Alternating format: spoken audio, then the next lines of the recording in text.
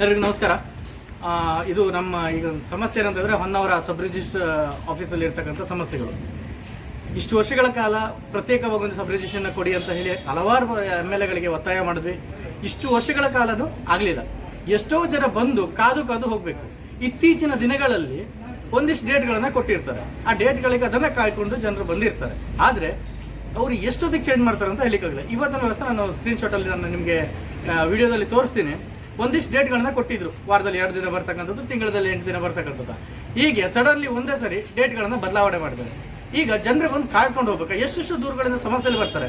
ಆದರೆ ಇವತ್ತು ನಾವು ದಿನಕರ್ ಶೆಟ್ಟಿ ಅವರಿಗೆ, ಶಾಸಕರಿಗೆ ಕೇಳಿದರೆ, ಸರ್ ಈ ಥರ ಸಮಸ್ಯೆ ಇದೆ ಅಂತ, ನಾನು ಹಲವಾರು ವರ್ಷಗಳಿಂದಿದ್ದೆ, ಸರ್ಕಾರ ಏನು ಮಾಡ್ತಾ ಇಲ್ಲ, ಈಗಿನ ಸರ್ಕಾರ, ನೀವು ಮಾತಾಡಿ ಅಂತ ಹೇಳ್ತಾರೆ.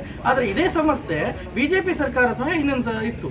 ಅವಾಗ ಏನು ಮಾಡ್ತಾ ಇದ್ರು, BJP ಸರ್ಕಾರ ಇದ್ದಾಗಲೂ ಕೂಡ ಇದೇ ಸಮಸ್ಯೆ ಇದೆ, ಗಮನ ತಗೋತಾರೆ. ಯಾಕಂದರೆ ಇವರು ತಲೆ ಮೇಲೆ ತಗೊಂತ ಇಲ್ಲ. ಹೆಚ್ಚಾಗಿ ಕೇಳಿದಾಗ ನಾನು ನೀರಿನ ಸಮಸ್ಯೆ ಸರಿ ಮಾಡಿಕೊಟ್ಟೆ, ನಾನು ವ್ಯಾಕ್ಸಿನ್ ಸಮಸ್ಯೆಗಳನ್ನು ಮಾಡಿಕೊಟ್ಟೆ, ಈ ಥರ ಮಾತುಗಳನ್ನು ಹೇಳಿದ್ರೆ ಆಡಿಯೋ ಕೂಡ ನನ್ನ ಹತ್ರ ಇದೆ. ನಾನು ಹೇಳ್ತಾ ಇರೋದು, ಹೊನ್ನಾವರ ಜನತೆಗೆ ದಯವಿಟ್ಟು ಆ ಕಡೆನೂ ಇಲ್ಲ ಈ ಕಡೆನೂ ಇಲ್ಲ ಅಂತ ಮಾಡಬೇಡಿ. ದಿನಕರ್ ಶೆಟ್ಟಿ ಅವರು ದಯವಿಟ್ಟು ಹೇಳ್ತೀನಿ, ನೀವು ನೆಗ್ಲೆಕ್ಟ್ ಮಾಡುವಂಥ ಮಾತಾಡಬೇಡಿ. ಜನರ ಸಮಸ್ಯೆ ಆಗುವಂಥದ್ದನ್ನು ನೆಗ್ಲೆಕ್ಟ್ ಮಾಡಲೇಬೇಡಿ. ಇದು ನಿಮ್ಮ ಕರ್ತವ್ಯ. ಹಿಂದಿನ ಸರ್ಕಾರ ಈಗಿನ ಸರ್ಕಾರವಾಗಿ ಕೇಳ್ತಲ್ಲ, ಹಿಂದಿನ ಸರ್ಕಾರದಲ್ಲಿ ನೀವೇನು ಮಾಡ್ತಿದ್ರಿ? ಹಾಗಾದರೆ ಒಂದು ಸಬ್ರಿಟರ್ ತಂದು ಹಾಕೋಕ್ಕಾಗಲಿಲ್ಲ ಅಂತ ಹೇಳಿದ್ರೆ ಮತ್ತೇನು ಮಾಡ್ತೀರಾ ನೀವು?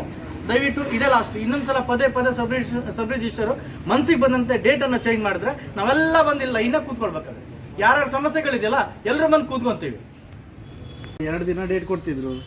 ಇವಾಗ ಮೊನ್ನೆಗೆ ಒಂದಿಷ್ಟು ಡೇಟ್ಗಳನ್ನ ಕೊಟ್ಟಿದ್ರು.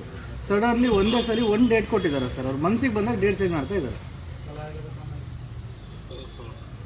ಮನ್ಸಿಗೆ ಬಂದಾಗ ಡೇಟ್ ಚೇಂಜ್ ಮಾಡ್ತಾರೆ. ಮೊನ್ನೆ ಎಲ್ಲರಿಗೂ ಹೇಳಿದ್ದಾರೆ ಇಲ್ಲ ಅಂತ ಹೇಳಿದ್ರೆ ಪ್ರತ್ಯೇಕವಾಗಿ ನಮ್ಗೆ ಇಲ್ಲಿ ಒಂದು ಕೊಟ್ಬಿಟ್ರೆ ರಗಲೇ ಇರೋದಿಲ್ಲ. ಎಂತಕ್ಕಂದ್ರೆ ಇವ್ರು ಎಷ್ಟೋ ಜನ ದೂರದಿಂದ ಬರ್ತಾರೆ.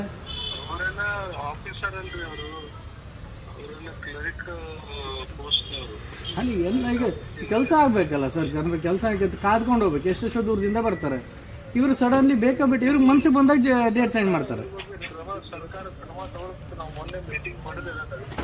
ಇದಕ್ಕೂ ಹೊನ್ನಾವರೆಗೆ ಒಂದು ಸೊಲ್ಯೂಷನ್ ಬೇಕೇ ಬೇಕು ಸರ್. ಒಂಚೂರು ಇದ್ರ ಬಗ್ಗೆ ವಿಚಾರ ಮಾಡಬೇಕು ನೀವು. ಯಾಕಂದರೆ ಇದು ಇವತ್ತಿನ ಪ್ರಾಬ್ಲಮ್ ಅಲ್ಲ, ಹೌದಾ? ಸೊ ಆದಷ್ಟು ನೀವು ಇಲ್ಲಿ ಸರ್ಕಾರದಲ್ಲ ಮಾಡಿ ಸರ್, ನಿಮ್ಮ ವ್ಯಾಪ್ತಿಗೆ ಬರುತ್ತೆ. ಈಗ ನೀವು ಅದ್ರ ಬಗ್ಗೆ ಚರ್ಚೆ ಮಾಡೋದಲ್ಲ, ಹೇಗಾದರೂ ಮಾಡೋ ವ್ಯವಸ್ಥೆ ಮಾಡುವಂಥದ್ದು ಮಾಡಬೇಕು. ಅಲ್ಲ, ನಾವು ಕೇಳೋದು ನಿಮ್ಮ ಹತ್ರ ಆಗ್ತದೆ ಸರ್. ಒಂದು ಅಧಿಕಾರಿಗಳ ಸಮಸ್ಯೆ ಸರಿ ಮಾಡೋಕೆ ಎಷ್ಟು ವರ್ಷ ಬೇಕು? ನಮ್ಮದೇ ವ್ಯವಸ್ಥೆ ಇತ್ತು, BJP ವ್ಯವಸ್ಥೆ ಅವಾಗ, ಹೌದಾ? ಅವಾಗಲೂ ಕೂಡ ಆಗಲಿಲ್ಲ. ಈಗ ಬೇರೆ ಸರ್ಕಾರ ಇದೆ ಬಿಡಿ, ಹಿಂದಿನ ಸರ್ಕಾರದಲ್ಲೂ ಆಗಬೇಕಿತ್ತಲ್ಲ.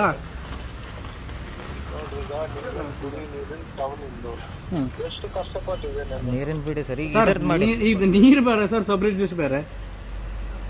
ನೀರಿನ ವ್ಯವಸ್ಥೆನೇ ಬೇರೆ, ಸಬ್ ರಿಜಿಸ್ಟರ್ ವ್ಯವಸ್ಥೆನೇ ಬೇರೆ ಅಲ್ಲ ಸರ್. ಸರ್ ಅದೆಲ್ಲ ವ್ಯವಸ್ಥೆಯಲ್ಲಿ ಇರ್ತಕ್ಕಂಥದ್ದು. ನಾನು ಕೇಳ್ತಾ ಇರೋದು ಸಬ್ ರಿಜಿಸ್ಟರ್ ಸಮಸ್ಯೆನ.